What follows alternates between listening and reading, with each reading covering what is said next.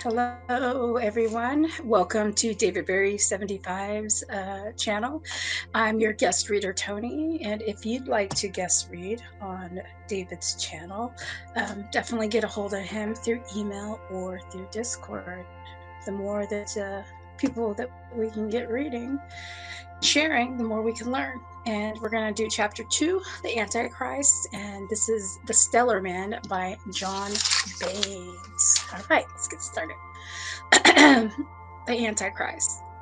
It is it is surprising how the human being knows so many things and understands so little. Just as in homeopathy, the noble product knowledge is infinitesimal diluted by man's inability to understand. Homo sapiens dedicates its dedicates his most important effort to increasing his knowledge, but it is precisely in the persistence that he begins to lose himself more and more in a haze of uncertainty and disorientation, a fire with the thirst for knowledge. He tirelessly pursues any new thesis or theory that may beckon, but like that of the mythological Tantalus, his thirst, far from being sedated, only increases. A paradoxical destiny surrounds this deluded creature. To know each day, but to understand less. Inevitably, he extends himself daily up to the point of losing his own identity, constrained to draw away from himself, to merge with the external. Homo sapiens have advanced with extraordinary speed in the conquest of science and with the same modern, let me make sure I got that right, the same modern, he has lost himself in a world of phantoms born from the collective hallucinations of a world becoming daily more artificial, stereotyped, and programmed. In this world, the one who triumphs is usually the man of the masses who demonstrates perfect submission to the norms of the multitude, and who decides at an early age not to think for himself, but to act instead with the multitude's collective mind. This is an unfailing passport to material success, but the price paid is so much higher than the reward. The price is one's own individuality, the most prized goal of the Delphic command, know thyself. As it happens, one who knows himself well and therefore understands others is often harassed, disregarded, and ostracized. This is due to the fact that leadership usually belongs to the mediocre who glorify the golden calf and celebrate the empty stereotype of the programmed individual. The Temple of Delphi and its ideals no longer exist. They have been replaced by the Temple of the University, the Temple of the Law, the Temple of Religious, and the Temple of Political Ideologies and Economic Systems. Along with all their slogans and phrases, all these are united by a common denominator. Do not recognize yourself. Surround yourself to the multitude and obey its designs. Very few people are aware of this situation, but some feel it instinctively and try to rebel against the system without knowing what really leads them this reaction. Young people, for example, intuitively resist, although sometimes by mistaken path, only to be absorbed by the collective entity later as the years go by and their cerebral programming is strengthened. Youth also yields to the strong influence of the collective mind. A person who does not rapidly integrate collectively is believed to be antisocial, but he who merges slowly, easily, and completely with the masses and loses his individuality is considered very valuable. This willingness to merge is considered the correct way to be and is seen as the mark of a social conscious. Here again, sapiens have missed the point, for it is not possible to help or to love others without first knowing one's self.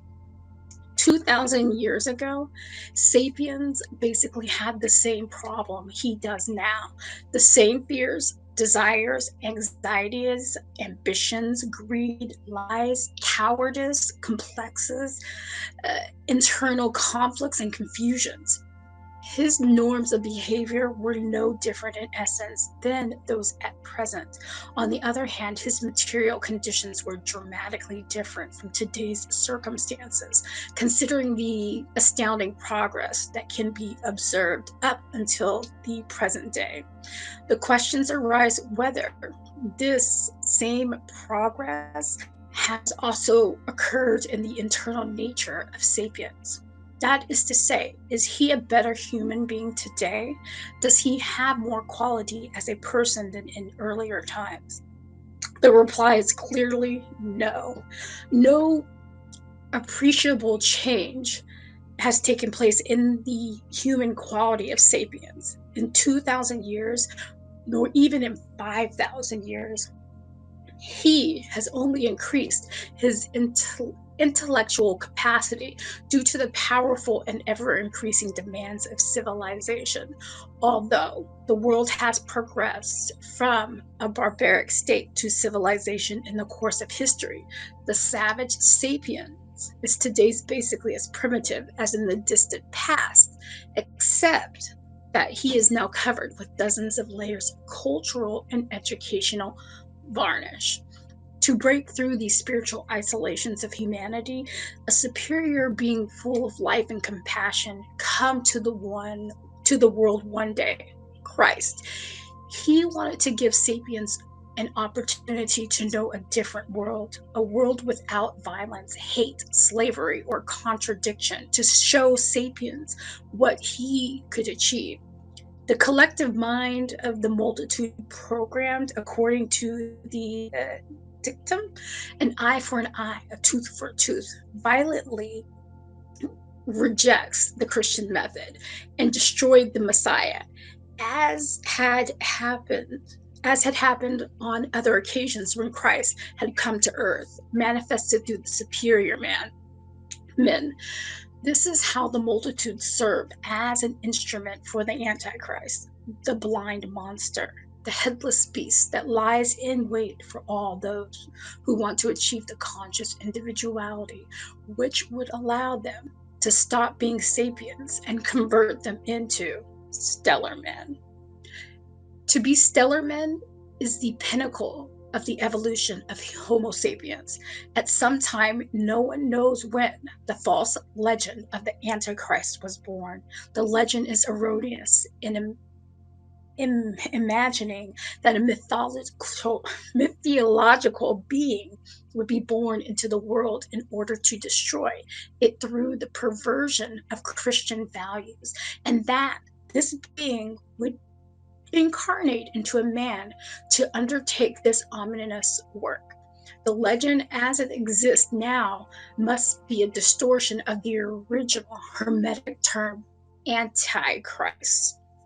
In Hermetic circles, the term Antichrist designated one who would act as an announcer of Christ, preparing the way. In those terms, the Antichrist was John the Baptist. Thus, we use the word Antichrist to mean contrary to Christ, the Antichrist to mean before Christ. So anti and then anti. Unfortunately, today we cannot count on the spiritual impulse of Christ incarnated in a human body. Christ as a divine force, omnipresent in religious temples, is but a symbolic allegory that invites believers to follow a comforting example. Now known individually, currently possesses a real spiritual force, which could be called Christic. The priests of different religions only try to imitate Christ, but unfortunately, they do it with external and prefabricated spirituality in accordance to the stereotypes established by the patriarchs of the church.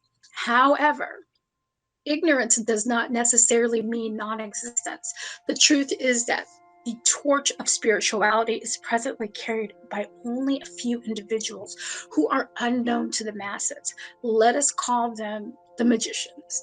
In the dignified sense of this expression, which is usually employed in a vulgar manner, we are referring to the great initiates, masters, unknown superior beings of occult sages of humanity.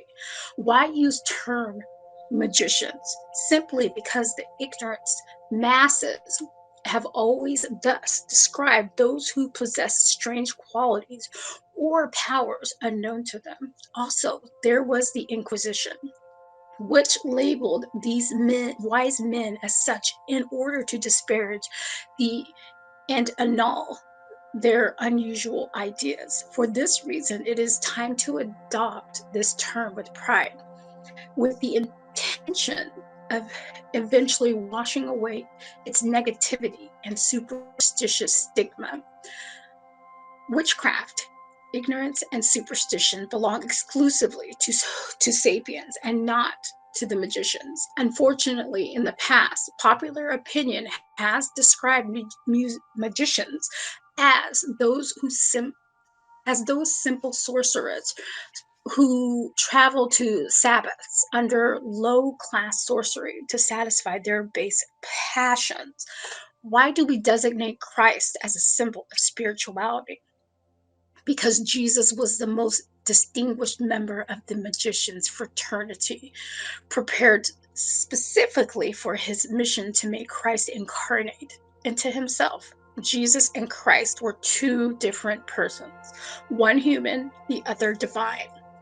Christ is a superior being who is on an advanced level on the scale of evolution, which a man being could reach in perhaps millions of years of evolution. Let us conceive of him as an extraterrestrial spiritual power, which we could call an archangel. This archangel, due to his very lengthy evolution, possessed perfect and powerful spirituality. This is why Jesus went through a long preparation for this role, for he had to be able to withstand an extremely high vibration in his physical body. This vibration could only manifest itself for brief moments, as its intensity could destroy the nervous and cellular system of Jesus's body. Christ was the one who performed miracles through Jesus, who provided the matter of his manifestation. The magician's fraternity remains well hidden, as it has a right to in its own privacy. But some of its members have intermingled with ordinary people, motivated by the wish to show sapiens the road to a higher life. The magicians know, however, the knowledge of the Hermetic art as an instrument to reach spiritual heights is only for elite and is not to be divulged. Nevertheless, the fraternity of initiates provides the opportunity for any person with sufficient merit to join the Hermetic elite of magicians or stellar men, if the scope and intelligence of his effort permits him to do so. The science of the magicians is called Hermetic art in honor of Hermes Trismegistus. I never say that right, so grain of salt. According to tradition, he arrived on Earth from outer space approximately 30,000 years ago, anointed as Supreme Grand Master of the Initiatic Fraternity, inspired by his light. Egypt became great and wise, and the sacred science of its priests was called Hermeticism. In those days, only by means of huge sacrifices and trials was it possible to belong to a Hermetic initiatic school. The great majority who succeeded in entering such a school faltered along the way, lacking the moral spiritual courage to overcome the multiple obstacles, temptations, and trials by which Isis, mistress of the mystery of nature, evaluated the true worth of those who aspired to the supreme knowledge of the absolute truth. It was in one of those schools that Jesus himself became a Hermeticist and reached the highest degree of initiation. Because the time is right, we will divulge the mystery of Jesus the Christ and the cause for the moral suffering of humanity. According to the teachings of the magician's fraternity, this moral mystery stems from the adoration of the golden calf, from the submission of the human being to the god of money in honor of this god. He must give up or sacrifice his spiritual possibilities in order to be able to subsist. Those who possess adequate means of subsistence generally pervert their potential spiritual values in the foolish game of gaining social positions on the consumer market. The spiritual or moral quality of an individual is worth very little, as the need for money leads him to lower and prostitutes himself for the vile metal, which buys honor, respect, love, fame, and power. The money god is sitting above the world, and whoever wishes to enjoy his gifts must adore him. The real power of money is not only material, but it is principally a hidden force. As the coin is not worth anything in itself, it is only symbolic for human efforts or work. By a strange paradox, although work is intrinsically noble, money, the result of this effort, is under the control of influence of a satanic or diabolic power. We invite the reader to meditate on what he could do to corrupt human beings if he was Satan. What means or tools would he use to instigate crime, greed, war, fratricide, and decay of moral values? It would be difficult to imagine anything more perfectly suited for this than gold. Neutral in its own condition, but diabolic when handled perversely. Does Satan really exist, or is he only a myth created by the masses to explain certain things? If a person believes in the existence of God, then he must believe there is a devil or Satan as a counterpart of the supreme creator. Because absolute unity does not exist in life, the mere existence of something leads us to the affirmation that its opposite is also real. There is no light without dark, no good without evil, no truth without falsehood. Death follows life, and life follows death. God would thus be the supreme creative intelligence, and the devil, the destructive intelligence. In the ancient Kabbalah, the devil has been symbolized as the shadow of God. Therefore, just as the great creator has his angelic host, the devil also has his infernal legion. William Blattley, in the book The Exorcist, refers to this legion when he presents the phenomenon of demonic possession. After the following explanation, we can continue our story. The tradition transmitted by the great Hermetic masters affirms that at a crucial moment in history of humanity, a powerful diabolic archangel, if we are allowed to call him thus, succeeded in penetrating the Earth's occult defenses and entered its atmosphere, provoking extreme disturbances. To be able to imagine such a being we suggest reading the book The Lurker at the Threshold by H.P. Lovecraft. According to Hermetic tradition, the direct, all but unwilling cause of this catastrophe, which affects us to this day, was Moses. Everybody knows that Moses appeared floating in a basket down a river and was subsequently adopted, deceiving the Egyptian priest at the time.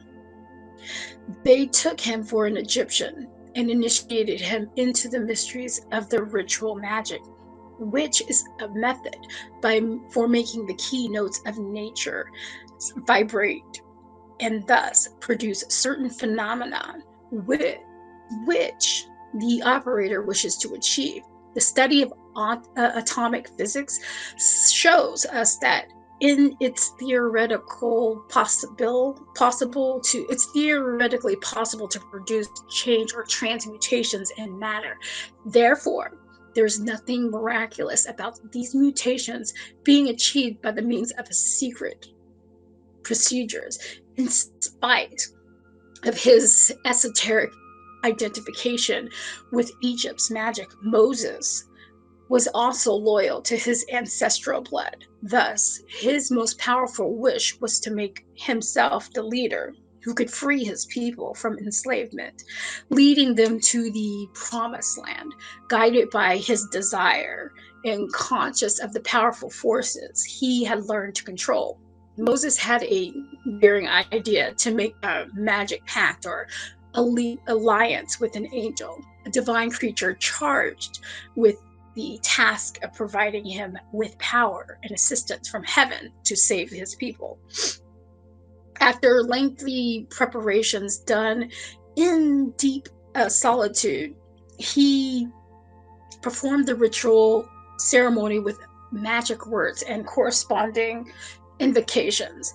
In the midst of amazing atmospheric and terrestrial phenomena, an impressive being appeared, making Moses tremble with fear and panic due to the tremendous force it projected.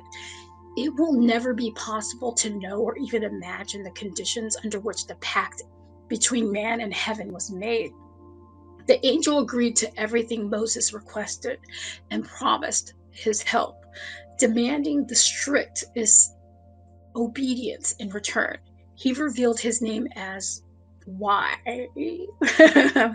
and requested that, a sign of union, all of his followers should undergo a small ritual surgical operation with a light discharge of blood. Every man who underwent this would then become the son of Y. The blood that was shed sealed the pact. From that day forward, Moses was invested with superhuman powers and started doing all kinds of magical feats, converting the Ark of the Covenant into the center of his power. Plagues and calamities fell over Egypt, and non-believers, the rebels, were struck down by the wrath of Y. In this manner, Moses' people started the Exodus that would last 40 years. Later, Y, the occult power behind the leader, suddenly started to change his procedures by formulating strange demands, all of which had the shedding of blood as the common denominator. Moses was overcome with fear and started to become aware of the multitude of the error he committed. He then understood that the divine angel was in truth an angel of darkness, the complete opposite of the luminous power he had intended to invoke. This infernal angel was a member of the host of shadows. In order to maintain its power and strength, this vampire needed to feed on human blood, an essence charged with the vitality conferred by the divine spark. This is why all through the Exodus, so many bloodshedding incidents occurred, provoked by the occult dictator. In reality, who was Y? One could say he was a very ancient being whose evolutionary origin is unknown. Though, through long periods of cosmic time, this being kept his individuality, but unfortunately, his evolution was directed towards negative, dark, and destructive aspects, much like a human being who grows bitter and the passing of time and adopts a negative and destructive concept of life. Many beings similar to Y exist in the universe. Fortunately, the magnetic defenses of the planet constitute an impenetrable barrier against those beings. However, Moses' magic ritual opened a door and cleared a path through which Y was able to penetrate into the earth. It is possible to see this is as the most transcendental, but unfortunately harmful event in the occult history of humanity. To justify this statement, it is necessary to digress in order to clarify what the planet Earth really is. One can affirm without fearing any sarcastic mockery from the ignorant or the semi wise that the planet is a human being. It is not something equivalent to a human being, but a man in all aspects of the word. Hermetic philosophies uphold the truth of reincarnation, but affirms that this takes place only with some people who possess or have developed within themselves some quality of characteristics apart from the physical body, which are capable of resisting death. The term people refer to human beings, even if these beings may present physical characteristics different from terrestrial man.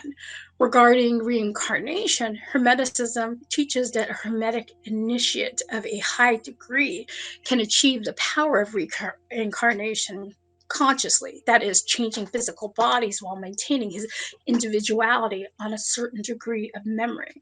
Gradually, in his course of successive lives, the initiate grows in spiritual power. His essence of divine spark grows successively more powerful. In this way, the moment will come when the body of man in the dimension and shape we are familiar with is no longer capable of containing or supporting such a vast and powerful essence. For this reason, such a spirit or super developed essence must seek an adequate physical body that corresponds to his tremendous energetic force. Thus, he reincarnates in the body of a new or young planet and continues his development there in ways and conditions that are difficult for us to conceive. This is how an extraordinary evolved human being took the body of the planet Earth and made it his own in the most perfect shape in the universe, the sphere. The sphere is formed by some basic materials as the human body, which are, in brief, the materials of the universe. This sphere breathes, moves, thinks, and feels. It has a circulatory, digestive, procreative, and respiratory system.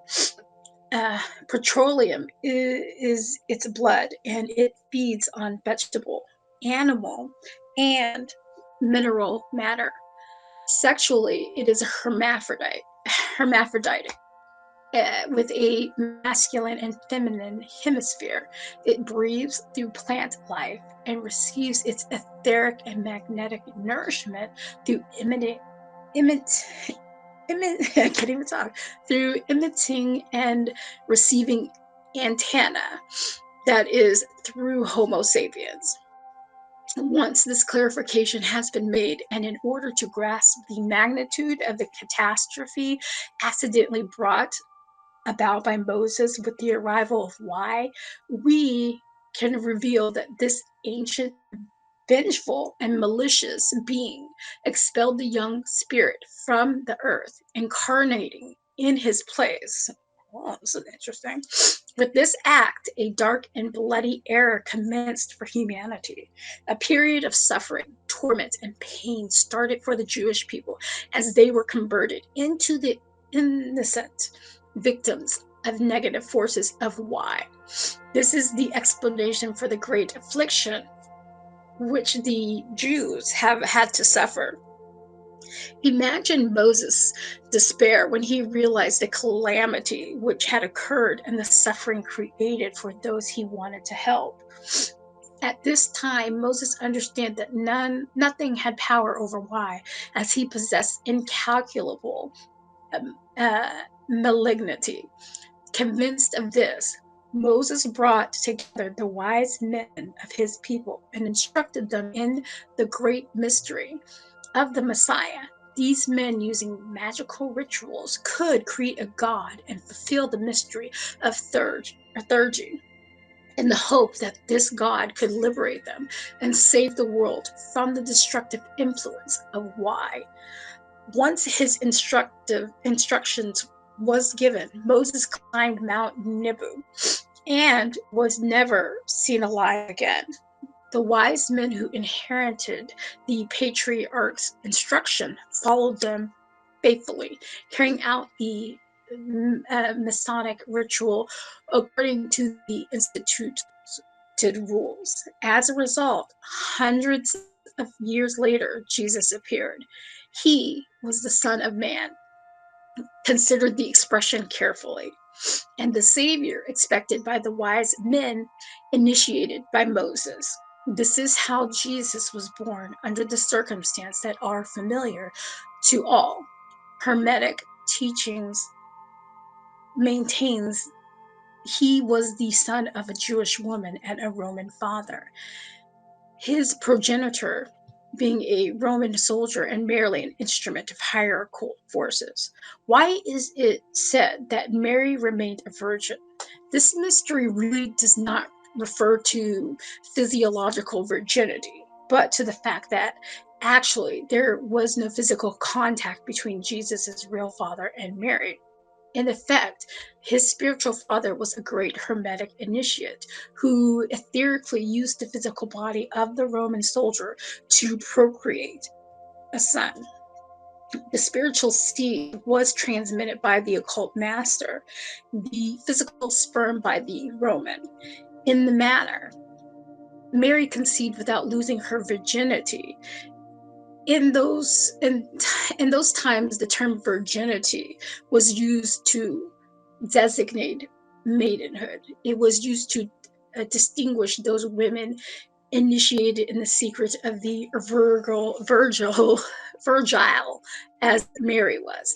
The magic rod used by Moses was known as the Virgil. I'm sorry. His magic rod. All right, sorry. Those have eyes to see and ears to hear will understand this. For others, it will produce a dismal silence in their interior, and they will remain in the realm of ignorant sarcasm, suffering the mental emptiness of those who do not want to understand, or worse, the unconscious blindness of those who do not want to see.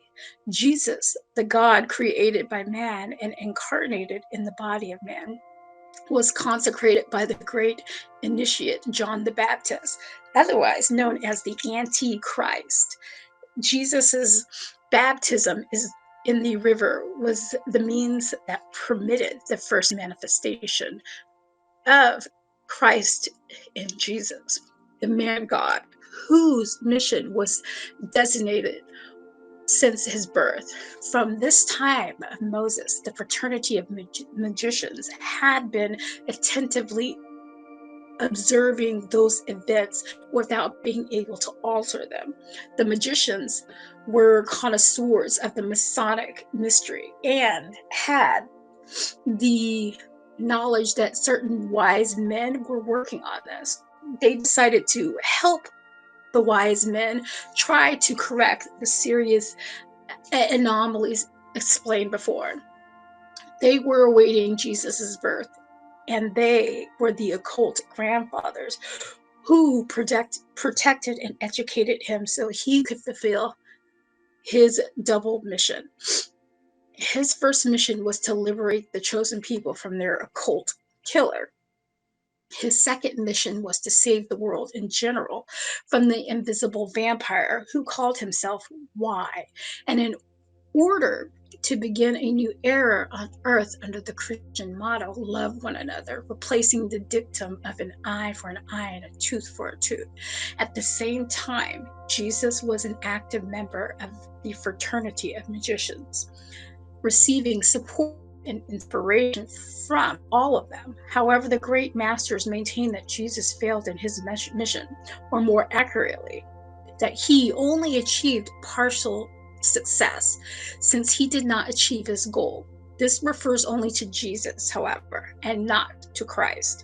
In order to truly understand Jesus, it's necessary to consider his triple personality. 1, Jesus the man.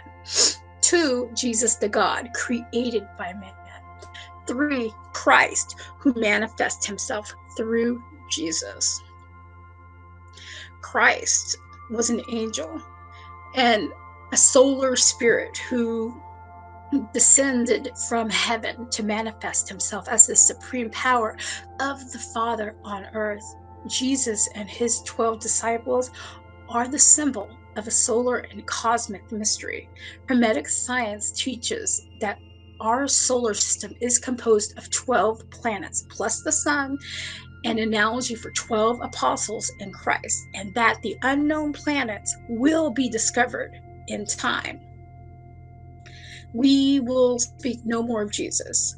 We have perhaps already said too much. We will only add that the crucifixion was an expected drama in which Jesus' blood had to be shed so that the Christ could in turn incarnate in the planet Earth and displace Y, definitively casting him out of our atmosphere.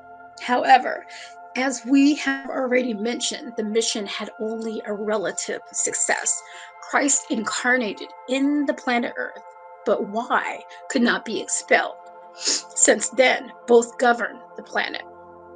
Christ first acts in the world through representative of the fraternity of magicians. These men direct hermetic schools in which the student can develop his spiritual force to the point of disintegration of his animal soul and liberation from the influence of Y, who can only act through primitive and animal instincts such as hate, envy, lust, greed, pride, and vanity. In this way, the spiritual beacon is kept alight to illuminate the select spirits who are potentially capable of converting themselves into fully developed human beings and abandoning their sapiens condition. Every person who reaches this condition is converted into a center of Christic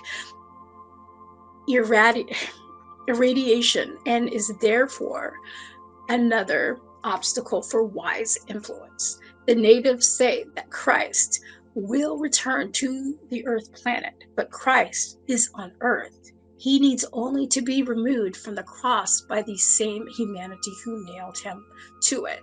Until that time, wars will continue.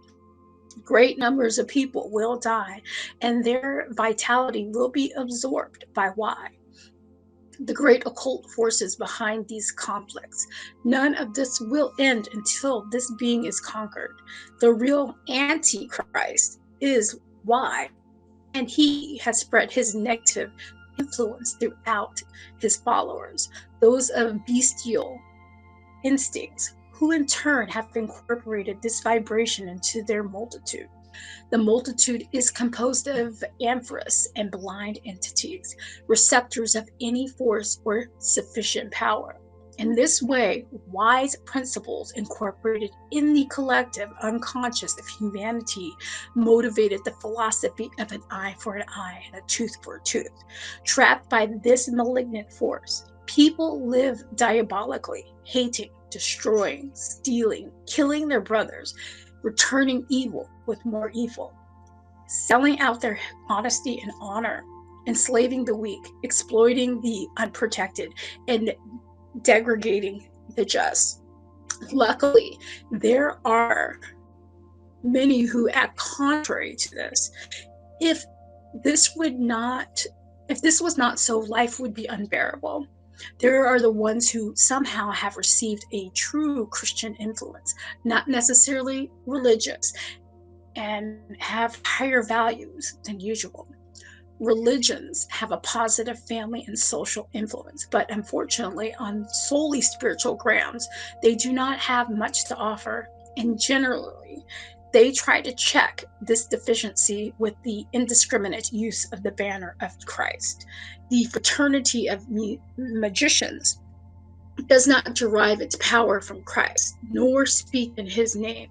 The fraternity only exalts his values and shows or narrates events which the world would know, so that chosen true humans can reaffirm their conviction and loyalty to a superior spiritual life. The power of these magicians come from their harmony with respect for and obedience to the cosmic laws and the profound and serene spiritual conditions they have reached.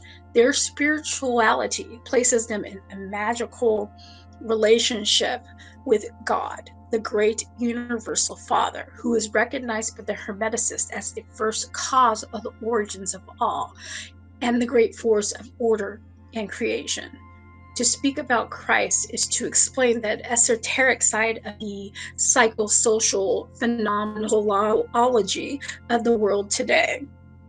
In its innocence, sapiens believe that everything in life is as it appears on the surface, and that things must surely be as the vast majority say they are.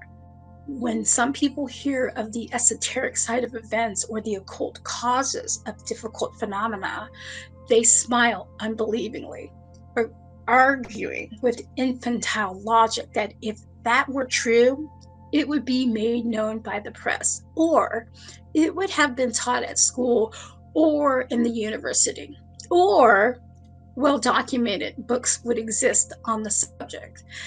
That way of thinking nullifies all progress, because if everyone's belief was the same, no one would bother to study or investigate little-known phenomena. Despite obstacles already mentioned, sapiens in this individual manifestation, not as a species, can have latent superior qualities and characteristics, which may lead him to partially understand Hermetic truths. Motivated by this knowledge, sapiens can awaken to a superior reality. The sapient individual can save himself from the lethargic destiny of humanity and eventually reach the world of the Hermeticists, magicians, or awakened men. Moses, a man of strength and wisdom, was driven by his yearning for freedom to commit an error of cosmic magnitude. According to the great Hermetic wise men, the error nearly destroyed the solar system.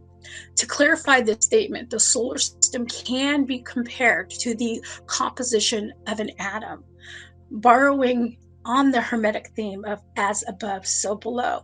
In this case, wise rise to power could be seen as an arbitrary substitution of an electron, which changed the spiritual nucleus of the earth.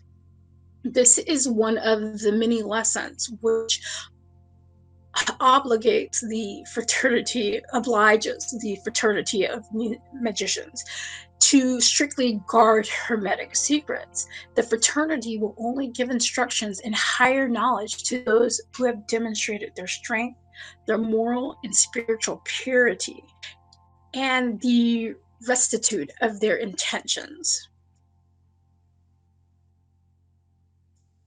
And that's the end of chapter 2. So next time I talk to you, or you see me, we will start on chapter 3, Dissection of Sapiens. And once again, I hope you enjoyed this chapter. And until next time, you guys all have a favorable and beautiful day. Bye.